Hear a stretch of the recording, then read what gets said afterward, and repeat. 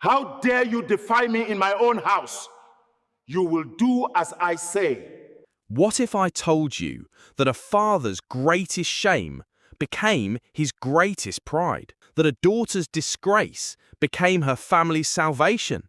Today's story will challenge everything you believe about forgiveness, family, and the power of unconditional love. Chief Collins thought he was protecting his family's honor when he cast out his pregnant daughter. Years later, when she returned, the truth she revealed didn't just shock him, it saved his life. Stay till the end because this twist will leave you speechless. Natasha Collins was everything a Nigerian father could dream of. The kind of daughter that made Chief Collins' chest swell with pride whenever he introduced her at high society gatherings in Victoria Island. "My daughter, the medical student," he would announce, and heads would turn to admire this beautiful, intelligent young woman who seemed to have it all. At 22, Natasha was studying medicine at the University of Lagos, her brilliant mind absorbing everything from anatomy to pharmacology with ease. Her engagement ring sparkled on her finger, a massive diamond from Senator Benson's son, Nathaniel. A union that would merge two of Nigeria's most powerful families. Chief Collins had orchestrated it all perfectly. "Papa, say I'd try my best for you," Natasha would tell her father during their evening conversations on the mansion's terrace overlooking the Lagos lagoon. Her voice always carried that mix of respect and affection that made him beam with satisfaction. Everyone in Lagos society knew the Collins family story. Chief Collins had built his business empire from nothing, and now his precious daughter would marry into politics, cementing their family's position among Nigeria's elite. The wedding planning was already underway, a society event that would make headlines across the country.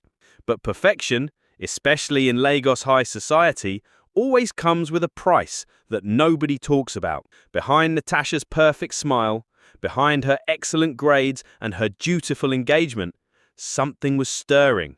Something that would soon shake the very foundations of everything Chief Collins had built.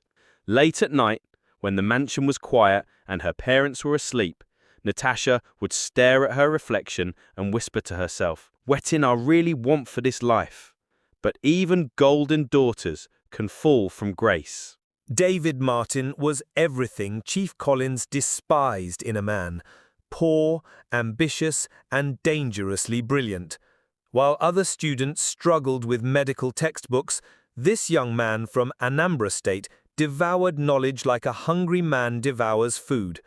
His worn-out shoes and faded shirts couldn't hide the intelligence that blazed in his eyes. "I beg, make I help you with that?" David offered one afternoon when Natasha dropped her heavy anatomy books in the university library. That simple gesture sparked something neither of them expected. Their love story began in whispered conversations during late-night study sessions, David explaining complex medical procedures while Natasha found herself lost in his passion for healing people, not for money or status, but because he genuinely cared. "You know what I like about you, Natasha," he would say, his voice soft in the empty library corridors. "You get good heart, not like these other rich girls with their form." While Chief Collins planned garden parties to show off his daughter's engagement to Nathaniel, Natasha was falling deeply for a man whose biggest asset was his dreams. David didn't have a car, so they would walk around Akoka campus, talking about everything: medicine, life, their hopes for Nigeria's future. "My papa go kill me if him find out," Natasha would whisper as David held her hand behind the medical faculty building. But love, especially young love, doesn't calculate consequences. It just burns bright and beautiful. Their secret meetings became more frequent, stolen moments between classes, quiet dinners at Mama Put joints in Yaba, long phone conversations that stretched past midnight. David would write her little notes, folding them into her textbooks. "You be my inspiration, Natasha. Sometimes love creates more than just feelings. Natasha's hands trembled as she stared at the pregnancy test in her dormitory bathroom. 2 pink lines that seemed to glow like neon signs announcing her doom. "Jesus Christ," she whispered, her voice breaking in the small, cramped space that suddenly felt like a prison. For weeks she had ignored the signs. The morning nausea she blamed on cafeteria food, the exhaustion she attributed to late-night studying, the missed periods she convinced herself were just stress from final exams. But now reality stared back at her from that small plastic stick. "Where'd I go tell Papa?" The thought made her legs weak and she slumped onto her narrow dormitory bed. Chief Collins, who boasted about her purity and virtue at every social gathering, Chief Collins, who had already printed wedding invitations for her engagement ceremony to Nathaniel, what would he say? When she called David, her voice was barely a whisper. "David, we need to talk. Meet me for Morami Hall Garden." David took one look at her tear-streaked face and knew immediately. "Natasha, wetin happen? You look like say ghost pursue you." She handed him the pregnancy test without a word. David's eyes widened, then slowly, surprisingly, his face broke into a huge smile. "Natasha, this na good news. We go have our own baby." "Good news?" She stared at him in disbelief. "David, you no understand. My papa go disown me. Nathaniel go cancel the engagement. My whole future don spoil." But David knelt right there in the garden, ignoring curious students walking past. "Natasha, marry me. I no get money now, but I promise you, I go take care of you and our baby." Some news can't be hidden forever. Please hit that subscription button and like the video for more heart-touching stories just like this one. Natasha stood in the marble foyer of their Victoria Island mansion, her hands shaking as she watched Chief Collins pace back and forth like a caged lion. The pregnancy test sat on the glass-centered table between them, such a small thing that had just destroyed everything. "Natasha Collins!" Chief Collins' voice boomed through the house, making the crystal chandelier seem to tremble. You mean to tell me, say my daughter, my precious jewel, done disgrace our family name with some nobody from where?" Mrs. Collins sat quietly on the Italian leather sofa, tears streaming down her face. "Collins, a beg, calm down small. The girl need our help now." "Help?" Chief Collins spun around, his eyes blazing with fury. "She need help? 22 years I invest in this girl. Medical school fees, the best schools, everything. And this na how she repay me?" Natasha's voice came out like a whisper. "Papa, David na good mano. Him want marry me. Him day study medicine too. Him go, shut up!" The slap came so fast that Natasha stumbled backward, her hand flying to her burning cheek. "You think, say, because you carry bell for some poor man, I got allow him enter my family? That nonsense boy we no get 2 kobo to rub together?" When David arrived later that evening, dressed in his best shirt to meet his beloved's father, Chief Collins didn't even let him through the gate. "Security, remove this rat from my compound." "Sir, please, sir, I love your daughter," David called out as the guards dragged him away. "I got take care of her, I promise." Chief Collins watched from his balcony, his face stone cold. "My daughter no day here. I no know any Natasha." When pride meets shame, someone always gets destroyed. The family meeting was held in Chief Collins's study, surrounded by his awards and photographs with presidents and governors, symbols of everything Natasha was about to lose. Her mother sat beside her, occasionally reaching over to squeeze her hand, while her 2 younger brothers avoided eye contact. "Natasha," Chief Collins began, his voice deadly calm now, more terrifying than his earlier rage. "I go give you one chance to fix this nonsense. You go to London next week. I done arrange everything. Private clinic, nobody go know wetting happen. After that, you marry Nathaniel as planned and we pretend this foolishness never happened. Papa, Natasha's voice cracked. I can't kill my baby. Chief Collins slammed his hand on the mahogany desk. Baby? You call this mistake a baby? This thing we go destroy everything I build.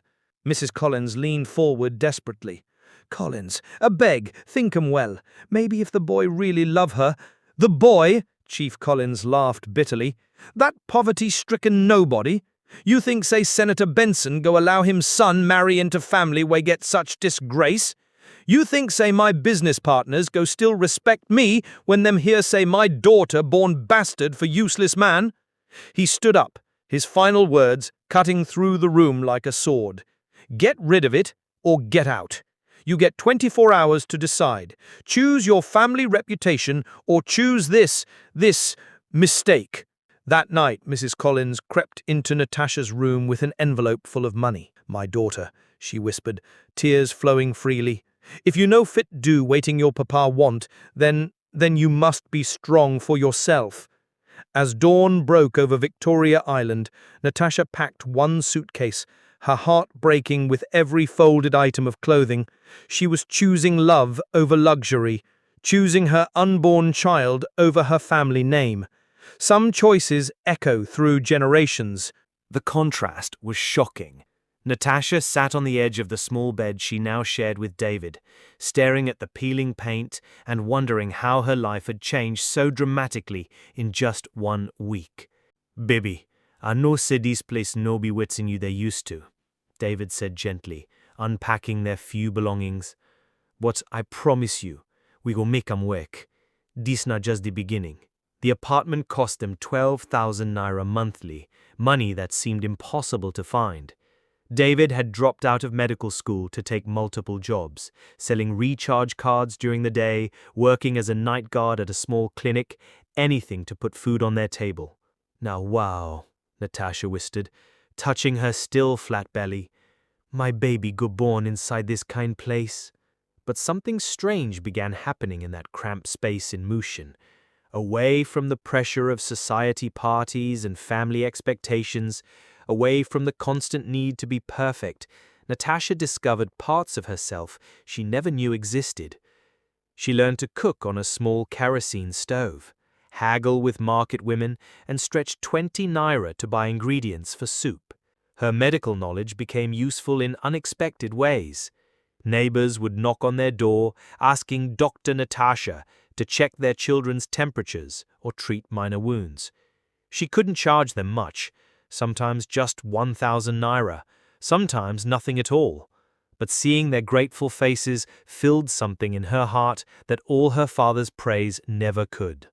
"You know, Witten, I notice," David said one evening, watching her treat a neighbor's child. "You de happy now, even with all the struggle. Before, you been de smile, but your eyes been de sad.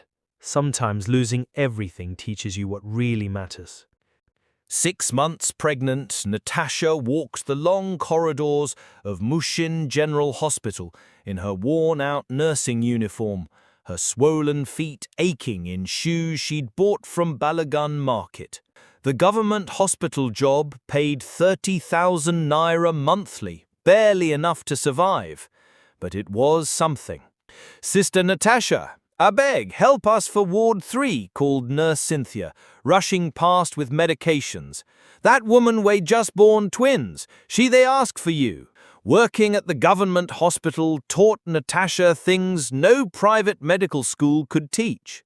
Here she saw real poverty, mothers who walked miles to deliver babies, families who had to choose between buying medications or eating, children whose futures depended on free government immunizations.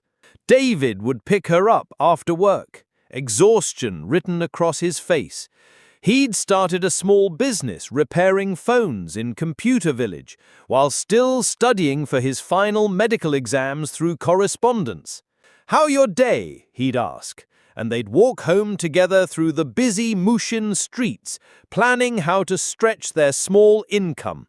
"David, sometimes they wonder," Natasha said one evening as they ate rice and stew in their small room. "If we make the right choice, leaving everything behind." David reached across their small table to hold her hand. "You see that woman where you helped deliver her baby today? She tell me say you be angel.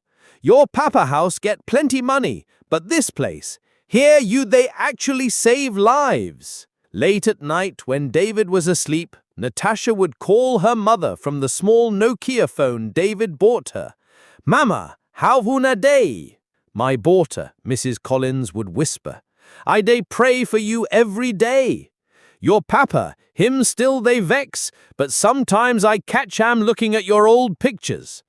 The rain was falling like bullets on the zinc roof of Mushin General Hospital when Natasha's contractions began. Lagos was experiencing one of its worst storms in years, with flooding everywhere and traffic completely paralyzed. David held her hand tightly as they waited in the overcrowded maternity ward. "Madame, your time don't reach, or?" announced midwife Falaki, the experienced woman who had delivered hundreds of babies in this same ward. "Come, make we go delivery room." 8 hours later, as thunder crashed outside and the lights flickered from poor power supply, Emmanuel Martin entered the world with a cry that seemed to pierce through the storm itself. The moment Natasha held him, her tears mixed with exhaustion and overwhelming love.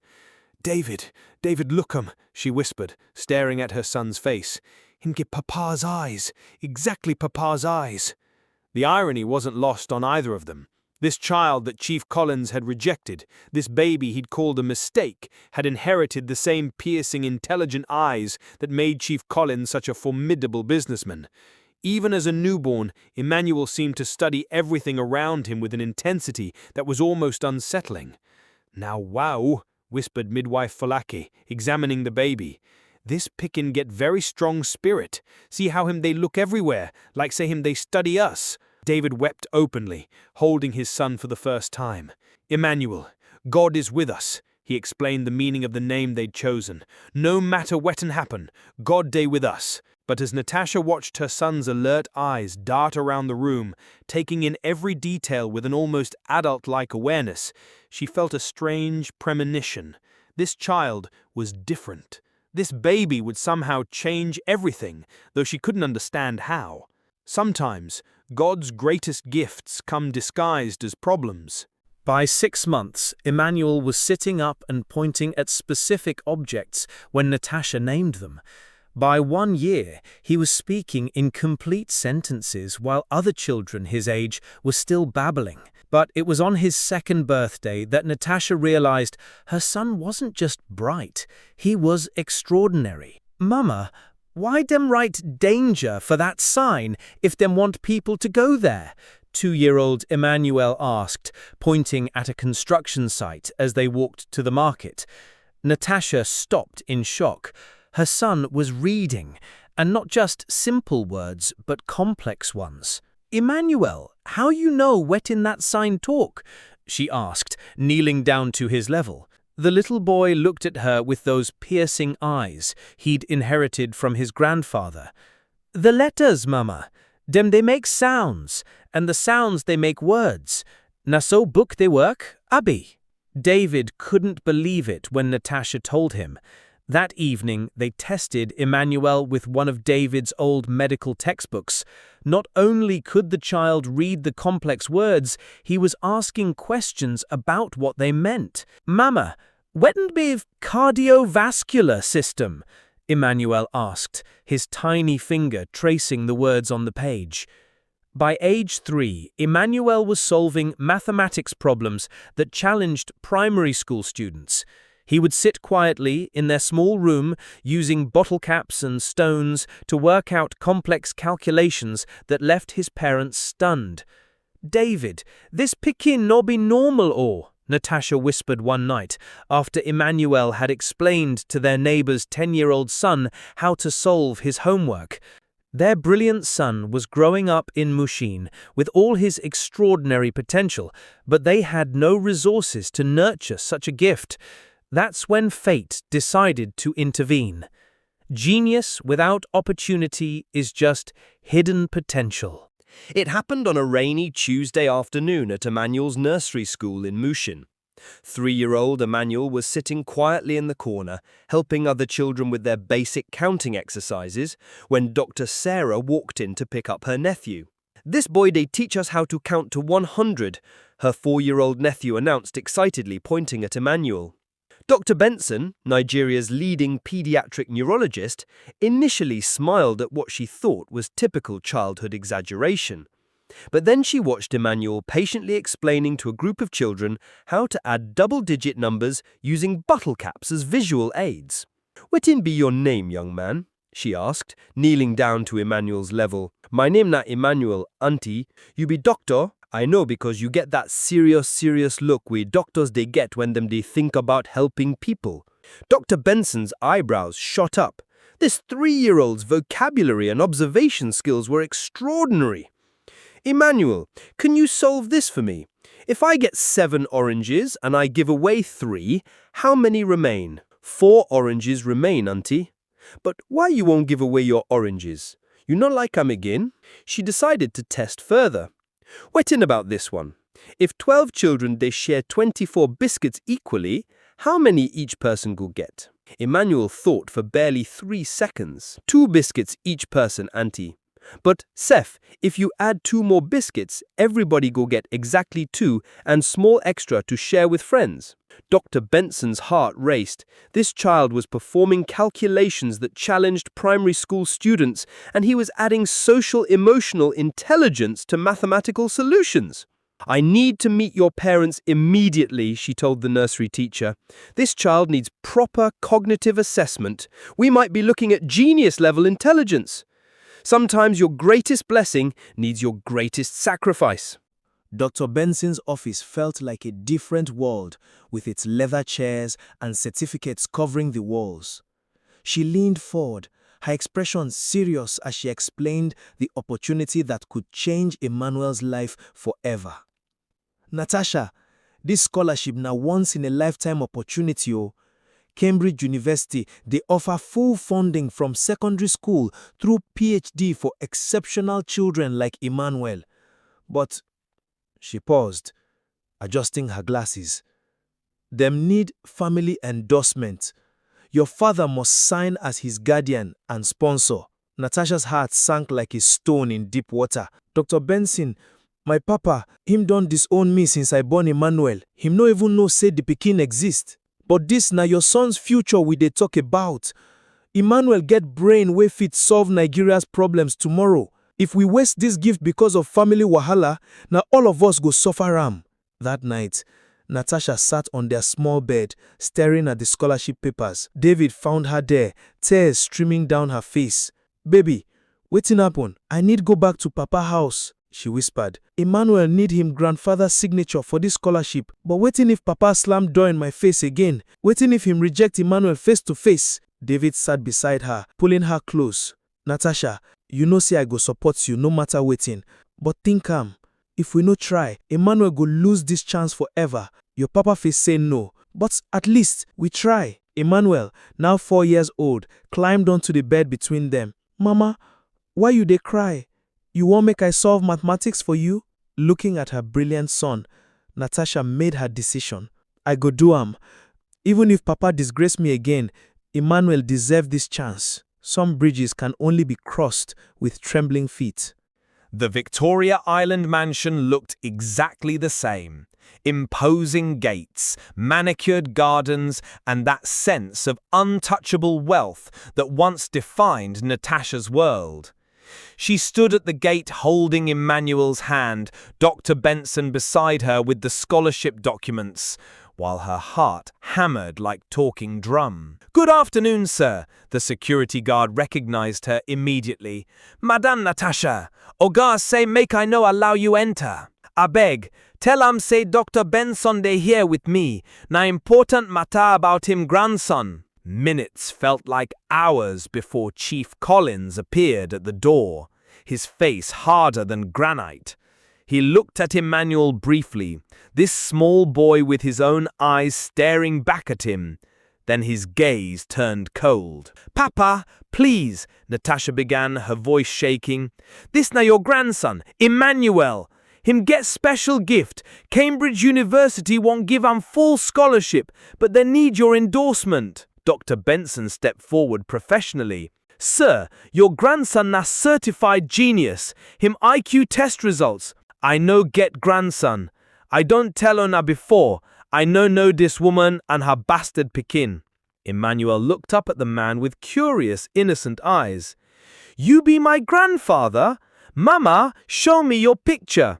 She talk say you get big heart, but it they hide sometimes. Chief Collins' jaw tightened, but his voice remained ice cold. Remove them from my compound, now! As the gate slammed shut, Dr. Benson shook her head sadly. Na so we de lose brilliant minds for this country.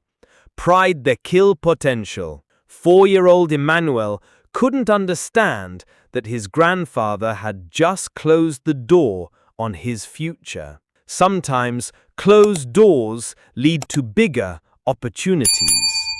Emmanuel's primary school teacher, Mrs. Aduni, had insisted despite Natasha's protests. Madame, your son must represent our school for the National Mathematics Competition for Abuja. I don't teach for 20 years. I never see Pekin like this one. But Mrs. Aduni, we no get money for transport to Abuja, oh, Natasha had explained, embarrassed by their financial situation. No worry yourself, the school go sponsor 'em. This Pekin go make us proud. At the competition venue in Sheraton Hotel, Abuja, Emmanuel looked tiny among older students from expensive private schools across Nigeria. At 6 years old, he was the youngest competitor by far, wearing his best shirt that David had carefully ironed that morning. Mama, are these big children? They make me feel small, Emmanuel whispered as they registered. My son, no be size of body they determine size of brain, Natasha encouraged him. You remember what Daddy always tell you? God give me special gift, and I must use 'em to help people, Emmanuel recited with a bright smile. The competition began with basic arithmetic, then advanced to algebra and geometry that would challenge university students. One by one, contestants were eliminated as the problems became increasingly complex. But Emmanuel remained, his small hand moving confidently across the answer sheets. Professor Williams from Cambridge University, who was observing the competition, leaned forward in disbelief. That child just solved a problem that stumps my undergraduate students, he whispered to his colleague. When Emmanuel won every single category, arithmetic, algebra, geometry, and even the bonus round of advanced calculus, the entire auditorium erupted. Professor Williams immediately approached Natasha. Madame, your son just broke every record we have. Cambridge University won't offer him full scholarship pathway, secondary school through PhD, plus monthly stipend for your family.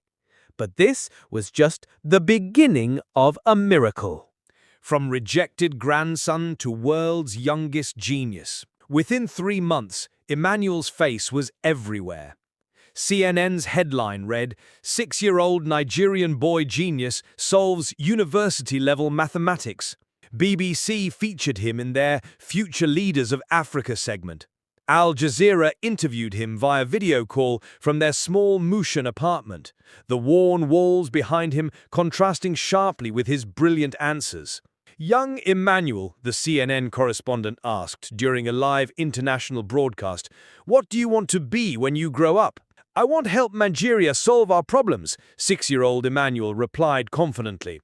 "Maybe I fit make technology, we got give everybody light, or find way make water reach every house." Tech giants began reaching out. Microsoft offered Emmanuel a future internship program. Google wanted to sponsor his education. International mathematics societies were fighting to mentor this child prodigy from a Lagos slum.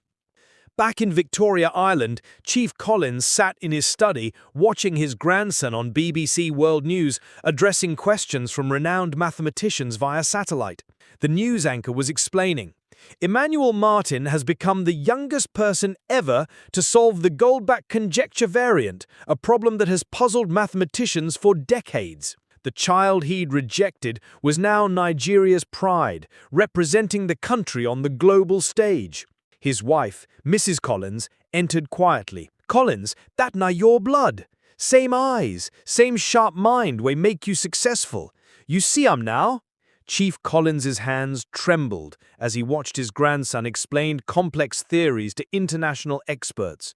His small voice filled with wisdom beyond his years. The magnitude of his mistake was becoming devastatingly clear. For the first time in years, this proud man who commanded respect in boardrooms across Nigeria felt small and uncertain. What do you think? Will Chief Collins take this as an opportunity to forgive her daughter Natasha, or would she still remain disowned? Let us know your thoughts in the comments. This story proves that love, forgiveness, and second chances can transform the deepest wounds into the greatest blessings. Chief Collins learned that pride destroys, but humility restores. Natasha discovered that sometimes being cast out leads to finding your true strength. If this story touched your heart, smash that like button and tell me in the comments, have you ever had to choose between pride and love? What would you have done in Chief Collins's position? Don't forget to subscribe and ring that notification bell for our weekly touching stories. And remember, sometimes our greatest failures become our greatest victories. Keep believing, keep forgiving, and keep loving unconditionally. See you in the next one.